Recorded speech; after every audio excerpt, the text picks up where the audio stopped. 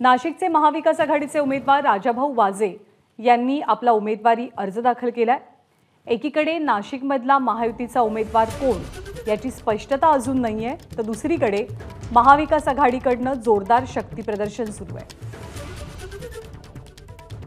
थोड्याच वेळात संजय राऊत, जयंत पाटील आणि बाळासाहेब थोरात यांच्या उपस्थितीत हे शक्ती प्रदर्शन केलं जाईल। नाशिक लोकसभा मतदारसंघाचे महाविकास आघाडीचे उमेदवार राजाभाऊ वाजे आज आपला उमेदवारी अर्ज भरत आहेत आणि त्याआधी त्यांनी श्री काळारामाचं दर्शन घेतले।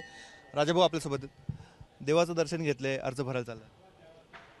कोणतेही काम करत असताना परमेश्वराचे आशीर्वाद पाहिजेत या नात्याने मी सर्वांबरोबर श्री काळाराम दर्शन घेतले आणि यशाची विनवणी केलेली आहे।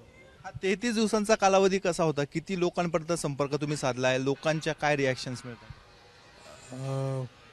33 दिवस हा खूप मोठा काळ आहे। तसा 21-22 दिवस निवडणुकीचा काळ असतो, परंतु आजपर्यंत 33 दिवस झाले। आता इथून पुढे 20-21 दिवस प्रचार करायचा आहे, लोकांपर्यंत पोहोचायचं आहे। मोठ्या प्रमाणात लोकांपर्यंत पोहोचलोय। मतदारसंघही खूप मोठा आहे, 6 विधानसभा क्षेत्र आहेत। सर्वांपर्यंत पोहोचणं शक्य नाही आहे, परंतु जेवढं जास्तीत जास्त शक्य आहे तेवढं मी प्रयत्न करतोय।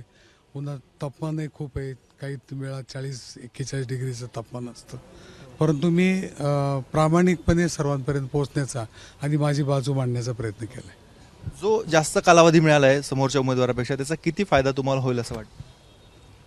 लोकांपर्यंत पोहोचणं हा तर फायदा झाला आहे। मी लोकांपर्यंत पोहोचलोय। महाविकास आघाडी असेल किंवा माझे असेल, आमचा अजेंडा लोकांपर्यंत पोहोचवला आहे। सत्ताधारी पक्षाच्या विरोधात तुमची उमेदवारी आहे, विजयाची किती खात्री आहे आणि काय कारण वाटतात? 100% खात्री आहे। काय कारण? कारण आता लोक सांगतील।